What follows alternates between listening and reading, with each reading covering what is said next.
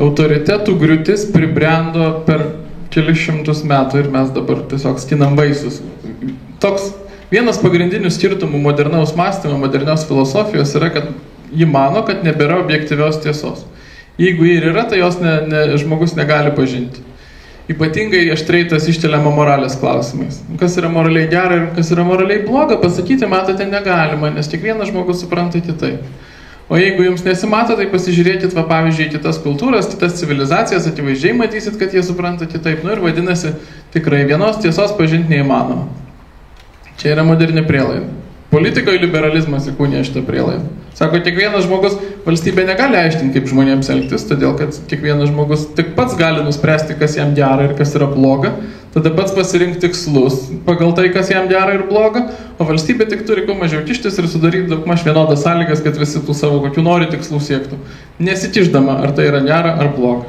Čia būtų šalutinė tema, bet liberalizmas, taip kaip suprantat, nepasiūlo jokios savo darbotvarkės ir idėjos, ko valstybei siekti, ir palieka tokį vakumą. Tai tą vakumą arba konservatyvi idėja, tradicija atsima, arba kairioji idėja, 17 metų revoliucija, ateina ir pasima, kviesdama viską perkainuoti ir visas vertybės, tradicijas, principus pakeisti naujais.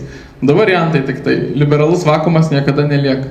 Bet kuo tai susijęs su autoritetu? Tuo, kad jeigu nėra objektyvios tiesos, tai tada negali ir pasakyti objektyviai kažkokių kriterijų, kaip kažką išrinkti autoritetu.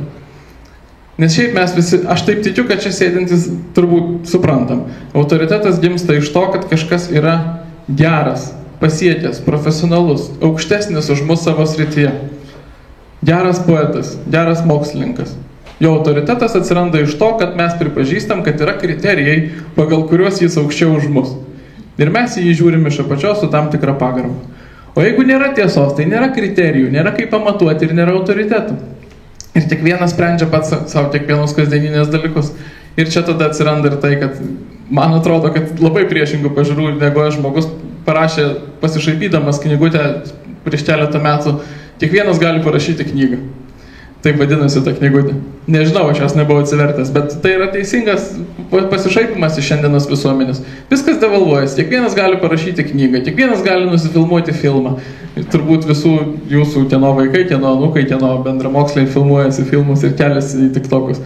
Visi viską gali padaryti patys ir nieks negali pasakyti gerai ar blogai jie padarė. Tai čia yra autoritetų tam tikra mirtis. Bet antra pusė šito, ar ne, ką čia kalbėjom apie kasdienybės istoriją, aš dar truputį kitaip pasukčiau negu profesorius Gumiliauskas. Kasdienybės istorija, ir va čia tai tikrai bambėjimas prasidės, yra labai radikalus posūkis istorijos mokyme. Mokslininkai tyrinėja, ką nori, tai yra jų teisė ir valstybės teisė pasirinkti prioritetus, ką finansuoti, ko ne. Bet kas ateina į mokyklas ir su visais tais naujaisiais vadovėliais ir naujom programom, apie kurias tikrai girdėjot, kad dabar paknopstomis yra ruošiama ir bandoma prisitaikyti prie pokyčių, tai tikrai mačiau, kad ateina būtent kasdienybės istorija į vadovėlius.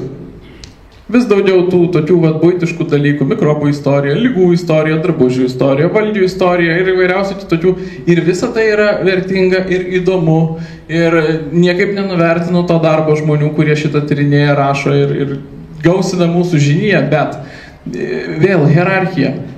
Šita kasdienybės istorija, nuleidžianti mus į kasdienišką kiekvieno žmogaus nepriklausomai nuo to, kokią jis vietą ir statusą užėmė ir kokį vaidmenį paliko ir atliko istorijų lygį. Šita kasdienybės istorija išstumia ir užima vietą tautų ir valstybių istorijos. Nes tie žmonės, kurie vis dėlto kabo arba stovi kieme, ar ne, didieji žmonės, kuo jie didieji? Tuo, kad jie ne tik savo asmeninius gyvenimus gyveno, jie gyveno valstybių gyvenimus, jie kūrė valstybių ir tautų gyvenimus. Ir šiandien ta kasdienybės istorija apie kiekvieną iš mūsų, kuo mes rendėmės ir ką valgėm, išstuminėja istoriją apie tai, kuo gyveno valstybės ir tautos ir jų vadovai. Ir kodėl tai praktikoje svarbu?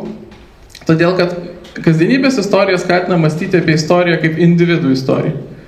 Kaip kiekvienas žmogus atskirai gyvena. Kad istorijos veikėjas yra individas. Kiekvienas iš mūsų padrikai ir jo ten, kaip skleidžiasi jo teisės, gyvenimo sąlygos, sveikata, turtas ir taip toliau. Valstybių istorija, ta, kurią, nežinau, dar mes mokėmės, mano karta ir dabar panašu, kad po truputį išeidinėja. Valstybių istorija yra istorija, kurioje veikėjas yra tauta ir valstybė.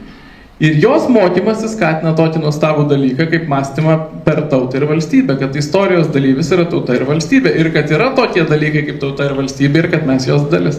Tai va čia, nors atrodo, kad tiesiog daugiau žinių apie kitus dalykus ir viskas labai faina ir šaunu, bet ne, tai vyksta sąskaita labai svarbaus dalyko, tautinės sąmonės.